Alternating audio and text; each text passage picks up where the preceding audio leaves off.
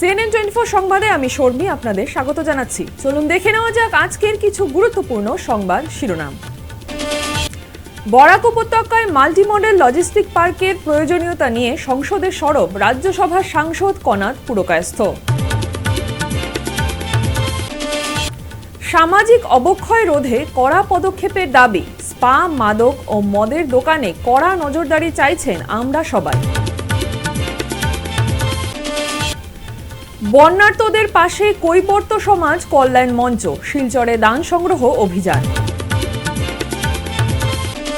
শ্রীভূমিতে বাজার সহ ব্যবসায়িক প্রতিষ্ঠানে হানা দেন জেলা পর্যায়ের টাস্ক ফোর্স, জেলা কৃষি কার্যালয় কর্তৃপক্ষ। তারাপুর শিববাড়ি রোডের শ্রীমা লেনে সরকারি নালার উপর রাস্তা বন্ধ করে মন্দির নির্মাণের চেষ্টার অভিযোগ। এখন আসছে বিস্তারিত সংবাদে। বরাক উপত্যকায় মাল্টি মডেল লজিস্টিক পার্কের প্রয়োজনীয়তা নিয়ে সংসদে সরব রাজ্যসভার সাংসদ কনাদ পুরকায়স্থ। বৃহস্পতিবার সংসদে অধিবেশনের জিরো আওয়ারে এ বিষয়ে প্রশ্ন উত্থাপন করেন তিনি। তার বক্তব্য, বরাকে একটি মাল্টি মডেল লজিস্টিক পার্ক গড়ে উঠলে সড়ক, রেল ও অভ্যন্তরীণ জল পরিবহন ব্যবস্থাকে আরো উন্নত করবে। রাজ্যসভার সাংসদ কনাদ পুরকায়স্থ বলেন, জাতীয় মহাসড়কের উন্নয়নমূলক কাজ চলছে। শিলচর কেন্দ্রিক ব্রডগেজ রেল নেটওয়ার্ক এবং নৌ চলাচলের উপযোগী বরাক নদী, এসব কিছুই মাল্টি মডেল লজিস্টিক পার্কের মতো একটি প্রকল্পের জন্য শক্তিশালী ভিত্তি গড়ে তুলেছে। উপযুক্ত পরিকাঠামো গড়ে উঠলে সরকারের অ্যাক্ট ইস্ট পলিসির আওতায় প্রতিবেশী রাজ্য ও বাংলাদেশের সঙ্গে বাণিজ্যের ক্ষেত্রে এই অঞ্চলটি একটি প্রধান লজিস্টিক্স কেন্দ্র হিসেবেও গড়ে উঠতে পারে। বৃহস্পতিবার শিলচর পেনশনার্স অ্যাসোসিয়েশনের কনফারেন্স হলে আয়োজিত এক সাংবাদিক সম্মেলনে সামাজিক অবক্ষয় রোধ ও নারী যুব সমাজের নিরাপত্তা নিশ্চিত করতে সরকার, প্রশাসন ও জনপ্রতিনিধিদের একযোগে কাজ করার অনুরোধ জানিয়েছে। দেখুন সবিশেষ। গত 6 জুলাই গঠিত এই সংগঠন শহরে বেড়ে চলা অসামাজিক কার্যকলাপের বিরুদ্ধে ব্যবস্থা নিতে দাবি করেছে। সংগঠনের সভাপতি গৌরী দত্ত বিশ্বাস বলেন, নারীর বিরুদ্ধে সহিংসতার বৃদ্ধি সমাজকে সংকটাপন্ন করে তুলছে। প্রশাসন ও জনসাধারণের সমন্বয় জরুরি। সাধারণ সম্পাদক বনানী রায়চৌধুরী স্পা, পার্লার ও জিম সহ এমন প্রতিষ্ঠানে কঠোর নিয়ম শৃঙ্খলা ও নিবন্ধন যাচাই বাধ্যতামূলক করার উপর জোর দিয়েছেন। সহসভাপতি চন্দ্রিমা দত্ত ইউনিসেক্স প্রতিষ্ঠানের রাত 9টার পর খোলা রাখার অনুমোদন পুনর্বিবেচনা এবং লিঙ্গভিত্তিক আলাদা সময় নির্ধারণের প্রস্তাব করেছেন। সংগঠন মাদক ও মদের দোকানের লাইসেন্স পর্যালোচনা, পুলিশের টহল বৃদ্ধি, ছাত্রাবাসে তত্ত্বাবধান ও জনসচেতনতা কর্মসূচি বাড়ানোরও দাবি করেছে। ঘটনার অভিযুক্তদের নিয়মিত জামিনে মুক্তি নিয়ে উদ্বেগ জানিয়ে তারা প্রশাসনের জবাবদিহি চেয়েছে। উপদেষ্টা ধ্রুবকুমার সাহা, অধ্যাপক অজয় কুমার রায় ও প্রবীণ হরিদাস দত্ত উপস্থিত থেকে সামাজিক মূল্যবোধ রক্ষায় প্রবীণদের দায়িত্বশীল ভূমিকার আহ্বান জানিয়েছেন। যে স্পা নিয়ে যে কাণ্ডটা হলো শিলচর শহরে এবং শিলচর শহরের প্রাণ কেন্দ্র ক্লাব রোডের মতো জায়গায় ইম্পিরিয়াল মলের মধ্যে, সেই ঘটনাগুলো নিয়ে আমরা সত্যি অর্থে মহিলারা খুব বেশি চিন্তিত এবং কি বলবো, বিব্রত বলা যায়। কেন কি দেখুন, এই যে স্পা সংস্কৃতিটা এখন চলছে, সেখানে এই যে ঘটনা এবং ঘটনার পরিপ্রেক্ষিতে যে মহিলাদের ধরা হলো এবং তার পরবর্তীতে পত্রপত্রিকায় যে সমস্ত রিপোর্টগুলো এসছে, সেটা কিন্তু সেইভাবে স্বস্তিকর নয় এবং আমরা সঠিকভাবে জানতে পারছি না সেখান থেকে সঠিক তদন্তে কি উঠে এসছে। এই মেয়েরা যারা এখানে এলেন এই স্পা কাউন্সিলতে, তারা কোথা থেকে এসছেন, কিভাবে এসছেন এতজন মহিলা, এবং এই সেলো বা স্পার মালিকরা যারা তাদের ধরা হয়েছে আমরা জেনেছি তারা কি উদ্দেশ্যে, সেই উদ্দেশ্যটা পরিষ্কার নয়। ওরা বলছেন এক কথা, কিন্তু আসলে তো তাহলে মেয়েদের ধরা হবে কেন, এটা হচ্ছে একটা বিষয়। যে পুরুষরা সেখানে কাউকেই ধরা গেল না, পুরুষরা তো ছিলেন সেখানে, তারা কেন ধরা পড়লেন না, তাদের নাম, ঠিকানা, পরিচয় কি, আমাদের এগুলো জানাটা খুব জরুরি। কেন কি আমরা জানি না এই সমস্ত মানুষ কিভাবে ঘুরে বেড়াচ্ছে আমাদের চারদিকে, যে আমাদের ছেলে মেয়েরা রয়েছে, তো এই সমস্ত অসৎ মানুষ যদি এইভাবে ঘুরে বেড়ায় তাহলে তো সেটা সমাজের জন্য একটা খারাপ খবর যায়। সেখানে আমরা আবেদন রাখছি আপনাদের মাধ্যমে, যে সেটা হচ্ছে যে আমরা পুলিশ এবং প্রশাসনের কাছে আবেদন রাখছি, এই যে এখন যে ট্রেন্ডটা চলছে যে ইউনিসেক্স স্পা, পার্লার এবং জিম, এগুলো এই যে ট্রেন্ড, সেই ট্রেন্ডটা শিলচর শহরের মতো জায়গায় কতটা ফলপ্রসূ আমার জানা নেই। কেন কি সেই ইউনিসেক্স ব্যাপারটি থাকতে গেলে যে মানসিকতা, স্বচ্ছ দৃষ্টিভঙ্গি এবং শিক্ষার প্রয়োজন, এবং সেগুলো কিন্তু আমাদের এখানে কতটা আছে আমরা জানি না। তো সেই জন্য বলছি যে যেহেতু প্রবলেমস গুলো হচ্ছে, আমরা পাচ্ছি সেই খবরগুলো, সেই জন্য ইউনিসেক্স সবকিছু এই ব্যবসাগুলো বন্ধ হোক, যেমন স্পা, পার্লার, জিম। তো বিষয়টা হচ্ছে মেয়েদের ইউনিট আলাদা হোক, পুরুষদের ইউনিট আলাদা হোক, পুরুষরা যে পরিষেবা দেবে সেটা পুরুষদের, নারীরা যে পরিষেবা দেবে সেটা নারীদের। তো সেই জায়গাগুলো খুব জরুরি, এটা আমাদের আবেদন, যে তাহলে হয়তো সমস্যা কিছুটা কম হতে পারে বা আমরা একটু স্বস্তিতে থাকতে পারি। সেবাই আমাদের লক্ষ্য, এই মূল মন্ত্রকে সামনে রেখে মানবিক উদ্যোগে সামিল হয়েছে শিলচর কৈবর্ত সমাজ কল্যাণ মঞ্চ। অসমের শিবসাগর, চড়াইদেও, টিয়ক ও জোরহাট সহ পার্শ্ববর্তী জেলার ভয়াবহ বন্যায় ক্ষতিগ্রস্ত অসংখ্য মানুষের পাশে দাঁড়াতে সংগঠনটি শুরু করেছে বিশেষ দান সংগ্রহ অভিযান। অসমের বিভিন্ন জেলায় ভয়াবহ বন্যার ফলে বহু মানুষ আজ গৃহহীন ও অসহায়। তাদের দুর্দশার সময় মানবিক সহায়তার হাত বাড়িয়ে দিতে মানুষ মানুষের জন্য এই স্লোগানকে ধারণ করে পথে নেমেছে কৈবর্ত সমাজ কল্যাণ মঞ্চ। সংগঠনের সদস্যরা হাতে দান বাক্স নিয়ে শিলচর শহরের বিভিন্ন এলাকায় পায়ে হেঁটে সাধারণ মানুষের কাছ থেকে স্বেচ্ছায় অনুদান সংগ্রহ করছেন। সংগৃহীত অর্থ ও ত্রাণ সামগ্রী বন্যা কবলিত এলাকার ক্ষতিগ্রস্ত মানুষের হাতে পৌঁছে দেওয়ার উদ্যোগ নেওয়া হয়েছে। এই মানবিক কর্মসূচিতে শিলচরের বিভিন্ন শ্রেণী পেশার মানুষ স্বতঃস্ফূর্তভাবে অংশগ্রহণ করে নিজেদের সামর্থ্য অনুযায়ী সাহায্যের হাত বাড়িয়ে দেন। সংগঠনের পক্ষ থেকে জানানো হয়েছে, সমাজের প্রতিটি শুভবুদ্ধি সম্পন্ন মানুষ যদি সামান্য সহযোগিতাও করেন, তবে সেই ছোট ছোট অবদানই বন্যার্ত মানুষের জীবনে বড় স্বস্তি এনে দিতে পারে। বন্যা কবলিত মানুষের পাশে দাঁড়ানোর জন্য আপনারা সাধ্যমতো আমাদেরকে সাহায্য করে যান। আমাদের কৈবর্ত সমাজ কল্যাণ মঞ্চের পক্ষ থেকে উজান আসাম, শিবসাগর, চড়াইদেও বা আরো অনেক কয়েকটি জেলাতে যে বন্যা কবলিত মানুষ পীড়িত হয়েছে, এর জন্য পাশে দাঁড়ানোর জন্য আমরা প্রত্যেকের কাছে ঘরে ঘরে গিয়ে আমরা চাঁদা কালেকশন করছি, যাতে বন্যা কবলিত মানুষের পাশে আমরা কৈবর্ত সমাজ দাঁড়াতে পারি। এবং কৈবর্ত সমাজ কল্যাণ মঞ্চের পক্ষ থেকে আমি যে ব্যবসায়ীরা এবং দাদারা আমাদেরকে সাহায্য করছে, প্রত্যেককে আমি অশেষ অশেষ ধন্যবাদ জানাই, যে বিপদের সময় মানুষের পাশে থাকার এটা আমাদের কর্তব্য। কারণ মানুষ মানুষের জন্য, আগামী দিনে যদি আমরাও বিপদে পড়ি তাহলে আমাদেরকে ওরা সাহায্য করবে। তাই আমাদের মানুষ হিসাবে আমাদের কর্তব্য যে আমরা বন্যা কবলিত মানুষের পাশে দাঁড়ানো একমাত্র কর্তব্য। তাই আমরা চেষ্টা করছি যে কৈবর্ত সমাজ কল্যাণ মঞ্চের পক্ষ থেকে আমরা ফ্লাড এফেক্টেড মানুষের পাশে দাঁড়ানোর জন্য কালকে থেকে বেরিয়েছি। কালকে আমরা আসমুড এলাকার বাজার কীর্তন মাঠ থেকে স্টার্ট করে আমরা প্রত্যেকেই আমাদের আসমুড এলাকার প্রত্যেকে ঘরে ঘরে গিয়ে দোকানে গিয়ে আমরা চাঁদা কালেকশন করেছি। আজকে আমাদের 7 নম্বর ওয়ার্ড কালীবাড়ি চরে এলাকা থেকে শুরু করে আমাদের এই সদরঘাট ব্যবসায়ী যারা ছোট ছোট কাঁচামালের ব্যবসা, এদের কাছ থেকে আমরা চাঁদা কালেকশন করছি। যারা যে যত পেরেছে তা দিয়েছে। আমরা এখন এদিকে কালেকশন করে জানুগঞ্জ দিকে যাব, আমরা সবার কাছ থেকে চাঁদা কালেকশন করব, যাতে বন্যা পীড়িত মানুষের কাছে আমরা দাঁড়াতে পারি। অত্যাবশ্যকীয় সামগ্রীর মূল্য একদিকে যখন আকাশ লগ্নি, সাধারণ জনগণ তার জেরে ছেড়ে দেয় মা কেঁদে বাঁচি অবস্থা, ঠিক এহেন সময় কিছু অসাধু ব্যবসায়ীরা নিজের মুনাফা সাধনে ন্যায্য সামগ্রীর মূল্য বাড়িয়ে বিক্রি করছেন। তার বিরুদ্ধে আজ বিশেষ অভিযান চালালো শহর শ্রীভূমি। জেলা পর্যায়ে টাস্ক ফোর্স, জেলা কৃষি কার্যালয় কর্তৃপক্ষ ও জেলা খাদ্য ও সরবরাহ কর্তৃপক্ষ যৌথভাবে বিশেষ অভিযান চালান বৃহস্পতিবার। ন্যায্য সামগ্রীর মূল্য পাইকারি ও খুচরা বিক্রিতে সমান রয়েছে কিনা তা খতিয়ে দেখতে বাজার সহ ব্যবসায়িক প্রতিষ্ঠানে হানা দেন। কোনো কোনো ব্যবসায়িক প্রতিষ্ঠানে খানিকটা অমিল দেখা দিলে তাদের সতর্কবাণী শুনিয়ে দেওয়া হয়। সাধারণ জনগণ যাতে ভোগান্তির শিকার না হন তার জন্য এক দামে সামগ্রী বিক্রির নির্দেশ দেওয়া হয় ব্যবসায়িক স্বত্বাধিকারীদের। আজকের বিশেষ অভিযানের উদ্দেশ্য নিয়ে বিশেষ আধিকারিক রিপোর্টার ক্যামেরায় কি বললেন তা শুনে নেওয়া যাক।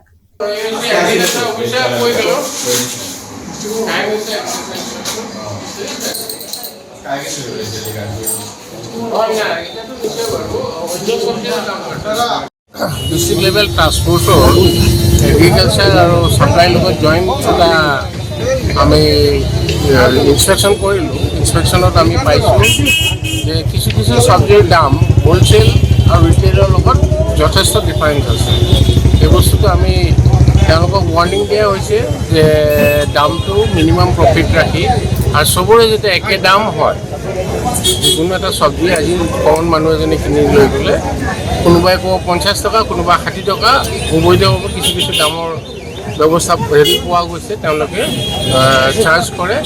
এইটো বন্ধ কৰাৰ জন্য আজি প্ৰথমবাৰৰ বাবে আমি আহি ৱাৰ্ণিং দি গৈছোঁ চব্জি মাৰ্কেটত।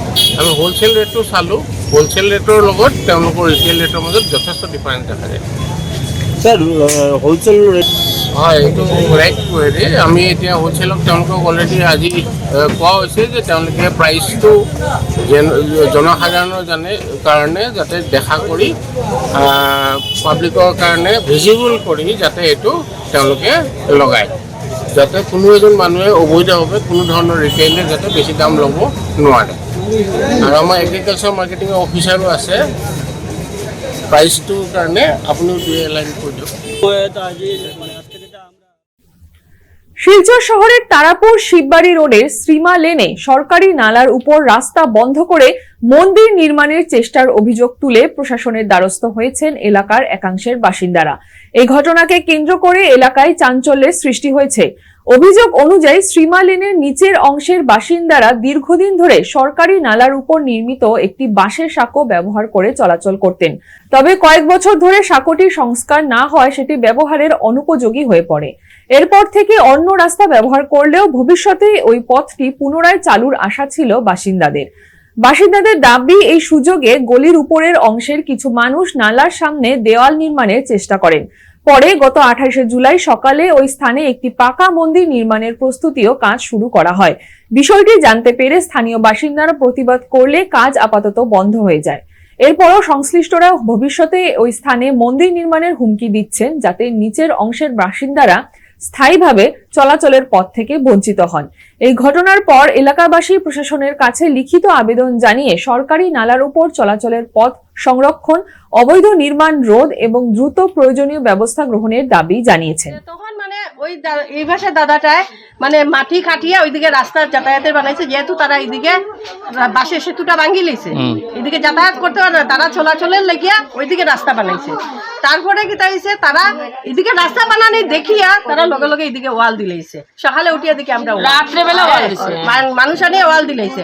আমি তখন সেটেলমেন্টে গেছি, হ্যাঁ, এখানে ডাকপাট্টা লইয়া এখানে তার দলিল আছে, তার দলিলের ডাকপাট্টা নিয়ে আমি সেটেলমেন্টে যাওয়ার পরে সেটেলমেন্টে যে দেখার পরে কইছে এই রাস্তা তো ডেক না, রাস্তা তো তোমরা এদিকে পাইতা, তো এখানে তারা এটা করলো, তোমরা যদি ওয়াল দিবার আগে আইতা তো এটা অন্য নোংরা রইল না, এটা আমরা স্যার আমরা তো ওয়াল দিতে সময় দেখছি না, রাত্রে হয়েছে ওয়ালটা আমরা দেখছি না, হ্যাঁ, কইছে ঠিক আছে এখন তোমরা আইনে যাইতে লাগবো।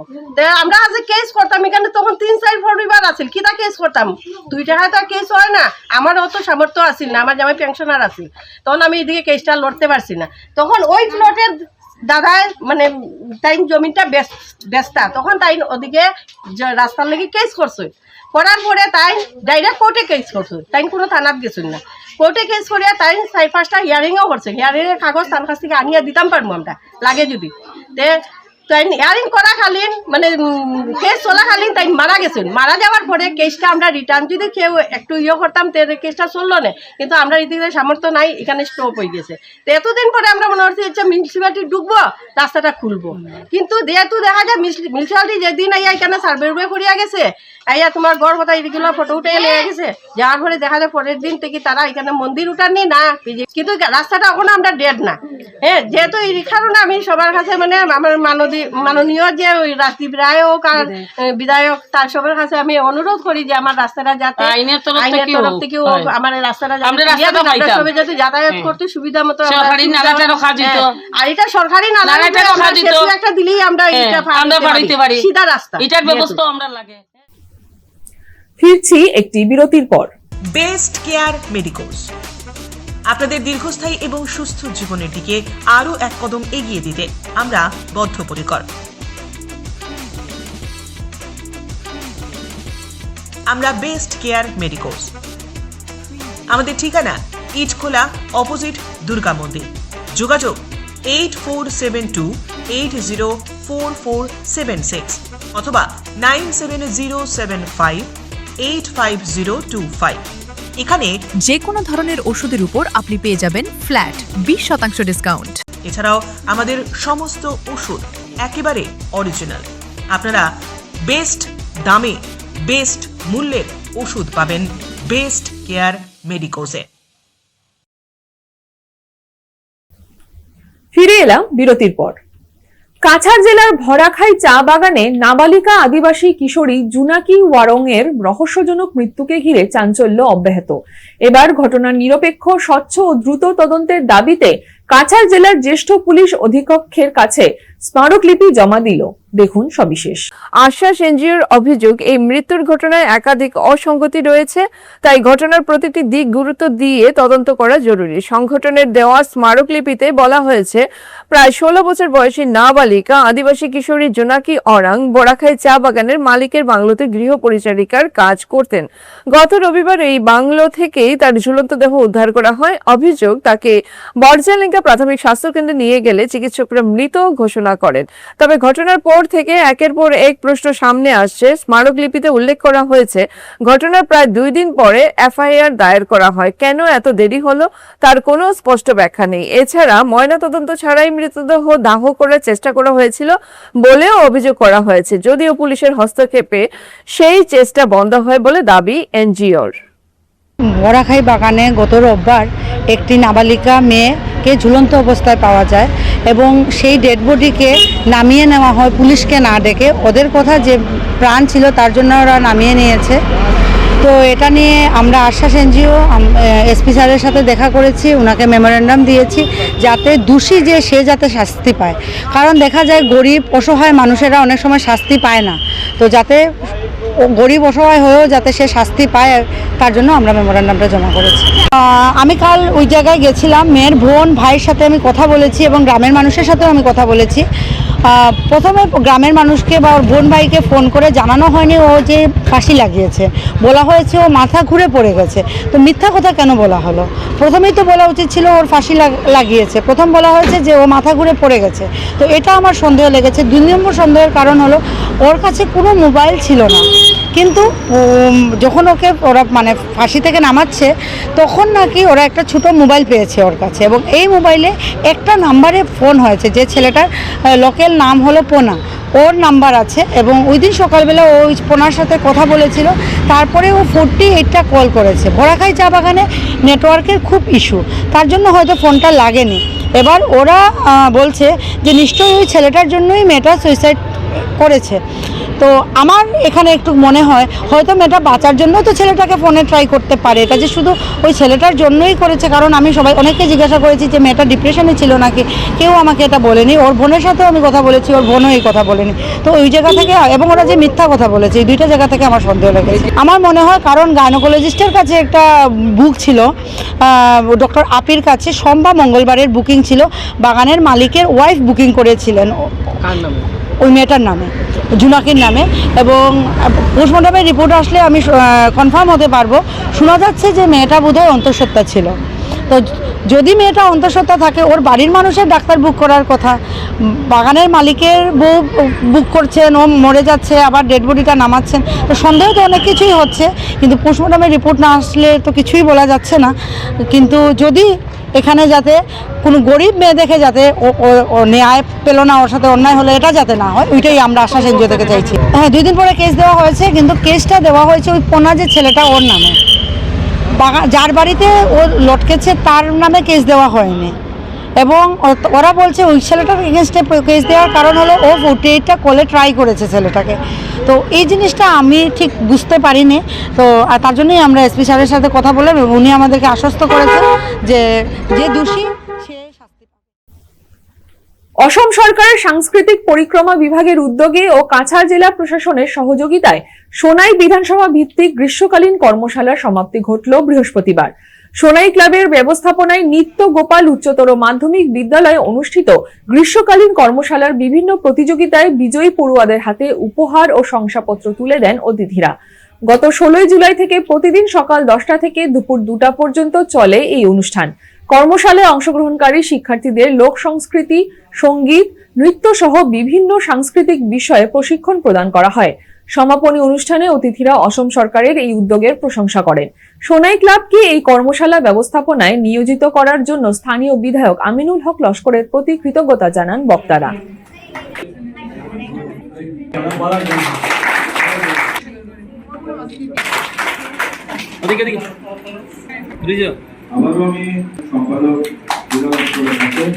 সরকারের সাংস্কৃতিক বিষয়ক বিভাগ এবং কাছাড় জেলা প্রশাসনের সহযোগিতায় সোনাই ক্লাবের ব্যবস্থাপনায় গত 16 জুলাই থেকে টানা 15 দিন, আজকে তার অন্তিম দিন ছিল 30 জুলাই। এই 15 দিনে আমরা বিভিন্ন কার্যসূচি পালন করেছি।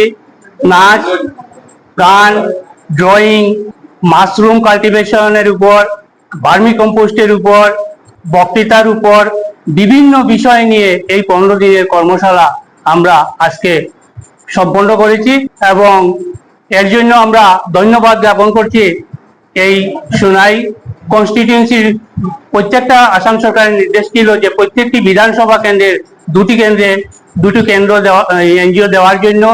উনি আমাদেরকে দিয়েছেন, একটা দিয়েছেন আমাদেরকে, একটি দিয়েছে বাঁশকান্দি ব্লককে। উনাকে অসংখ্য ধন্যবাদ এই সুযোগ প্রদান করার জন্য। আমিনুল হক লস্কর মহাশয় এমএলএ, উনাকে আবারও আমি ধন্যবাদ জ্ঞাপন করছি এই প্রোগ্রামটি আমাদেরকে তুলে দেওয়ার জন্য।